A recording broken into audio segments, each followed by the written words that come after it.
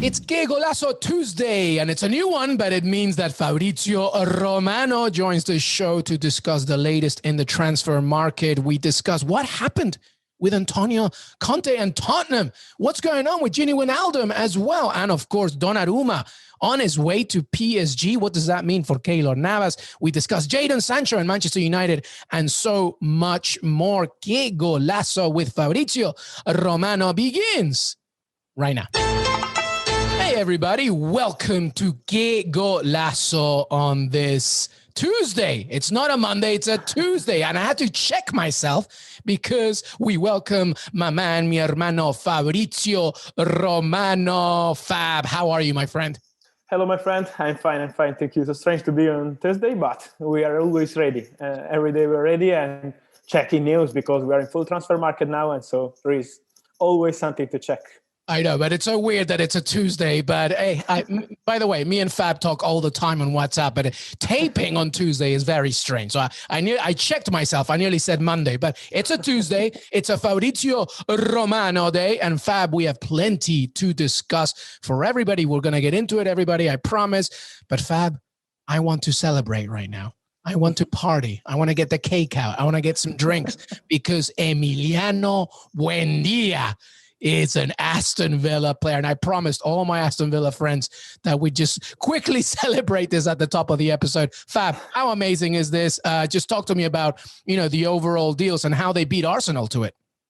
Yes, finally, here we go. So you can celebrate, and now it's official. So Emiliano Buendia will play for Aston Villa, and something really huge because Arsenal were trying to sign him. They were really, really serious, reopening talks with his agents after they wanted him in December, and then also in the first bid, an opening bid to Norwich to sign Emiliano Buendia around 30 million. So they were really prepared to try for Buendia. They were working on both Buendia and Odegaard, who is back at Real Madrid now. So they always wanted to work on both sides. But Buendia was a real target for Arsenal. But Aston Villa have been really convinced with the big proposal to the player to Norwich, because it will be around 34 million euro with add-ons to pay to Norwich in the next year. So it's been something really huge from Aston Villa, but also about the project. It's also about the project. When you have a serious project, when you are really focused on this player, when you make the player feel that you want him and nobody else, you can do it. And that's how Aston Villa signed Emi Buendia. Also because the proposal was better than the Arsenal one. As I said, Arsenal were working also on Odegaard, so it was not so easy to go for it. But congrats to Aston Villa because they signed an incredible player. And I think it's so similar to the situation we were discussing together about Rodrigo de Paul, Argentinian player, talented players, fantastic players in my opinion, because Rodrigo de Paul is amazing as Buendia. And let's see what happens also with de Paul this summer, because you know that he's probably leaving Udinese, and now Atletico Madrid are the big favorite to sign him. They want him because Saul could leave the club and Rodrigo de Paul could be his replacement. So there are good chances to see Rodrigo de Paul to Atletico Madrid this summer, as Buendia is a new player of Aston Villa. Beautiful. De Paul is a tremendous talent. We've got some followers and listeners that are always like, Fab, please talk about De Paul. Well, guess what? We just did. Okay. So Atletico Madrid is in the race, but still plenty to do for the player from Udinese and Argentina, of course. And just one thing that you just said, by the way, Fab, about Aston Villa's project. This is a project, very good owners. There's no debt in the club. And this is why this is just another objective, bringing in Buendia. So when people say, oh, is he a replacement for Jack Grealish? I mean, we can't predict the future, right? We don't know. But make this for certain. Aston Villa is in no urgency and no dire need to sell Grealish. So if anybody wants Grealish, they're going to have to pay a tremendous amount of money. It may happen, right? There's still Man City, clubs that are interested. But to Fabrizio's point, there's a project at Villa. And I believe that Buendia is in addition to that, as opposed to a replacement. Would you agree with that, Fab? 100% agree. It's perfect. Also because when you have this kind of killer project, when you sign this kind of player, of course, with Grealish, it's part of the game. If an important bid arrives, it's normal to sell this kind of players because it's part of the game for these clubs. But for sure, they don't need to do it. So if Manchester City or any other club will arrive with an important bid, okay, we will talk about it. But at the moment, the situation is still quiet. There are the Euros. Jack Grealish is focused on the situation. So we need to wait a bit. We need to wait a bit for Grealish, but enjoy Emi Buendia because with this kind of project and with this kind of players, for sure, Aston Villa have something important in their hands. Absolutely. All right, let's move on because everybody's going to be like, all right, stop talking about us. So we have plenty more to discuss. And here's the big one. Donnarumma, a tremendous goalkeeper, 22 years old, obviously wanted by many clubs. But as you just tweeted as we're taping this, the PSG move is basically set. Talk to me about this move, Fab. Yes, it's basically done. It's just missing some details and to sign the contract. And so we have to wait till we sign the contract because, as we saw about Wijnaldum, and we're going to talk about him, but you have to sign the contract and then it's done with free agents. But now the verbal agreement is completed. Donnarumma is set to join Paris Saint-Germain for 5 years. His net salary per season will be around 12 million euro, add-ons included. So it will be around 8-9 million euro with add-ons to arrive to 12 million euro per season. And the agreement has been completed with his agent, Pino Raiola. Paris Saint-Germain were talking with Raiola also about other players. Mo is keen to have him on loan for one more season from Everton. And Xavi Simons, so interesting midfielder, talented player. They want to extend his contract with Raiola. So they were talking with him. There was this possibility with Donnarumma, and Paris Saint-Germain decided to go for it. So Donnarumma will sign soon. We expect him to sign in the next few days. They are already planning for the medicals in Italian national team camp. So they're preparing everything to do the medicals with Paris Saint-Germain. But he's just one step away from joining Paris. So Donnarumma will leave Italy and play with Paris Saint-Germain. I just want to say there's no such thing as a free transfer, everybody, okay? Because this is salary, 5 years, around 60 million euros, okay? So everybody, I get it. Like there was no purchase fee for the club, but nothing is free in this day and age, all right? I just want to, so let me ask you something, Fab. Keylor Navas, what's the deal then? What's going to happen? Is Donnarumma meant to compete with Navas for the number one spot? Is he going out on loan? What's the situation for next season when Donnarumma arrives? No, what I'm told is that they will compete. Of course, the Keylor Navas is an important player, is a key player, as a man, also in the dressing room, is so respected. So my personal feeling is that Keylor Navas will start, of course, and he will be the goalkeeper of Paris Saint-Germain. But trust me, Donnarumma is an amazing goalkeeper. Many times I talk about him with people from outside here in Europe, and they don't know him because he was never playing Champions League. He was never playing World Cups or Euros. He will now with Italy, but he never played at top European level with AC Milan. But here in the Serie A, he's been fantastic. So he's an incredible goalkeeper. So he will fight for the place.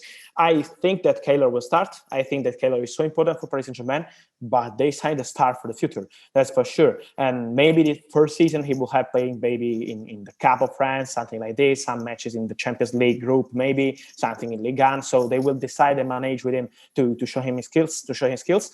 But for sure, for the future, they have one of the best goalkeepers in the world. I'm convinced that he will become one of the best, 100%. Best goalkeeper since Buffon?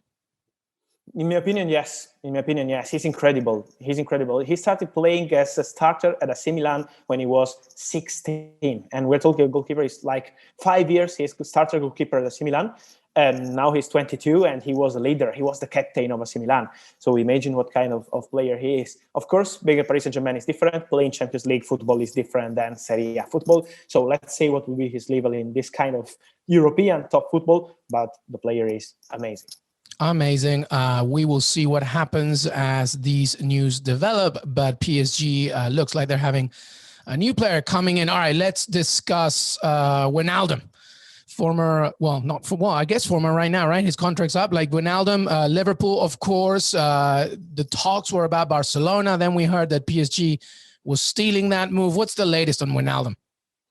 It's been crazy, really. I'm happy to talk about Wijnaldum because it makes people understand how crazy is the transfer market world, because you can, in particular with free agents. I still remember when Adrien Rabiot had a pre-contract signed with Barcelona, and then he decided to move to Juventus and to broke his pre-contract with Barcelona. He's been basically the same. It was not anything signed like pre-contract, but there was a verbal agreement between Gini Wijnaldum and Barcelona. It was almost a done deal. It was really set to be completed. This week, Barcelona wanted to announce Wijnaldum as new signing. They had medicals planned for Wijnaldum. So it was all but set to complete the deal. And then what's happened? That Paris Saint-Germain, in this moment, when Barcelona were planning for something, still waiting to complete some clause to have the deal completed and announce it, Paris Saint-Germain made an important bid. The salary of Wijnaldum will be doubled by Paris Saint-Germain. So an incredible bid to the player.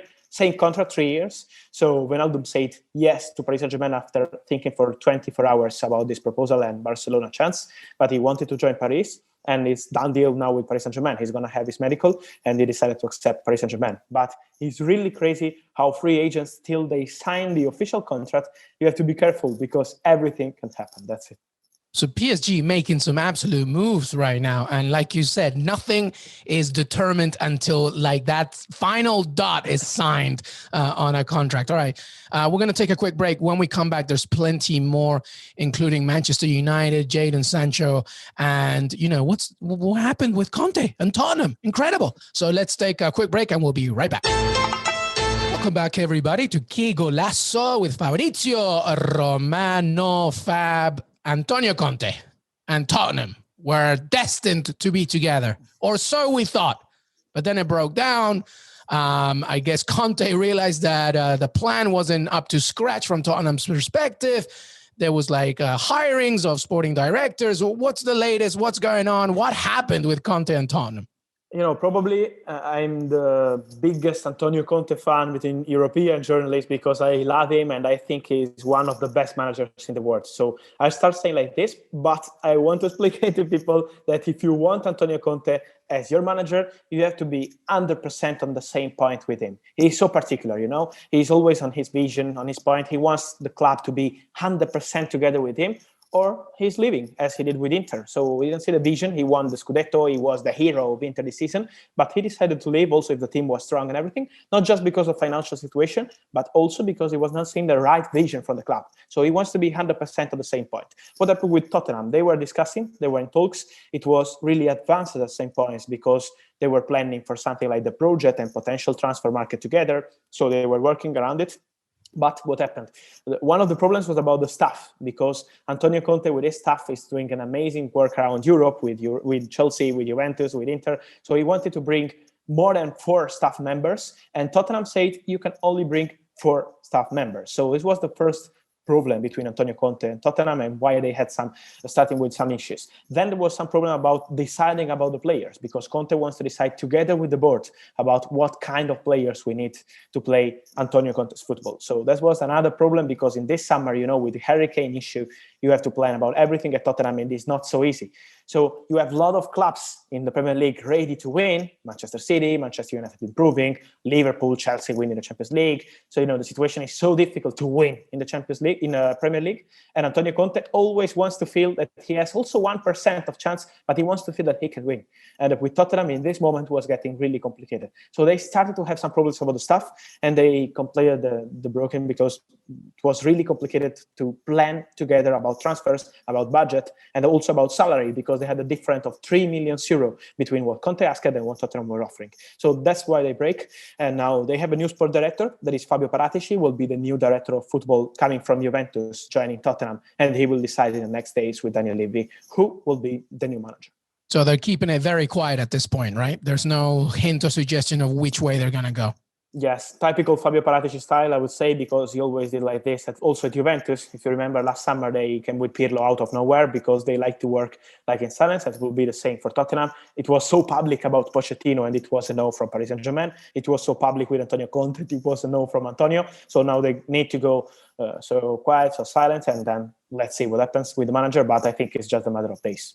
Interesting indeed. Well, one thing that hasn't been that private is Manchester United's interest in Jadon Sancho. Obviously, a very talented player, not in the England squad actually, but he did, you know, took part this past weekend in a friendly. So what's the latest with that? Because obviously Borussia Dortmund in the Champions League, they're a little bit more comfortable, but you know, I believe they're willing to listen. What's the latest?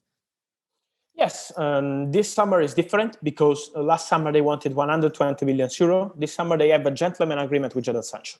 So if an important bid will arrive, we let you go. And when I say important bid, it's around 95 million euro. So no longer 120, but it's 95. So it's up to Manchester United. If they want to player, they know about the fee, how much they have to spend, and they know the player is ready to move, and there is now an agreement for him for Borussia Dortmund letting him go this summer.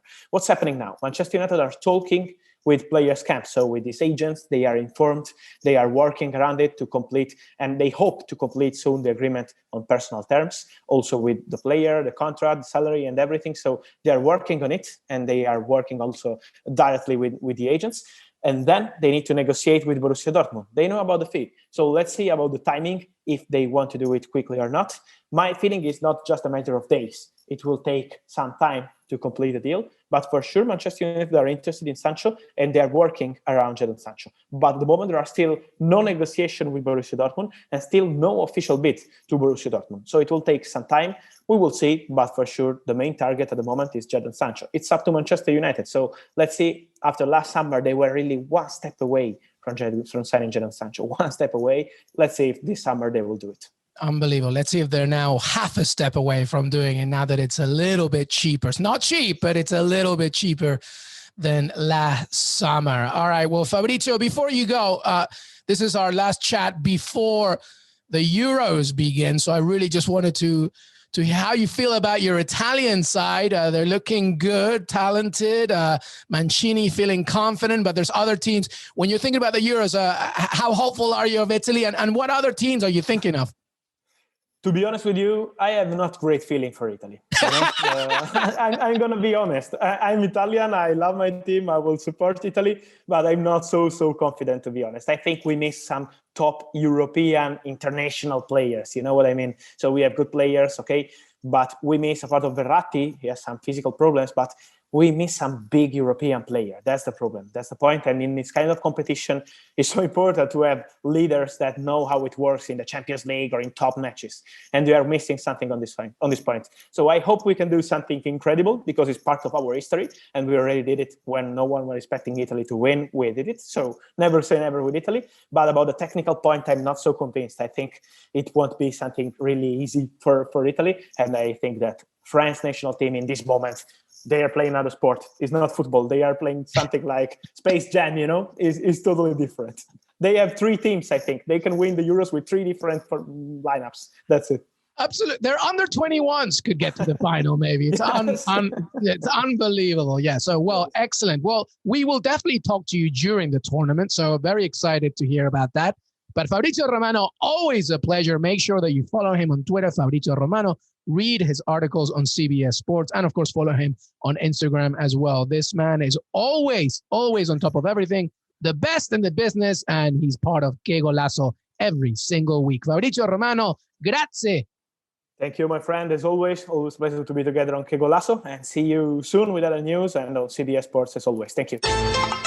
Hey, everybody. I want to thank Fabrizio Romano for joining me today. Don't forget to follow us on Twitter, Qué Golazo Pod. We are also on Apple Podcasts, Spotify, Stitcher, YouTube. If you're watching this on YouTube, please subscribe on our YouTube channel. It's growing day by day. Thank you so much. YouTube.com/Qué Golazo. We're on CBSSports.com and your CBS Sports app as well. Please keep supporting us. We got plenty more to come, including a full-on preview of the Euros 2020, as well as Copa America, and so much more. Have a great rest of your week.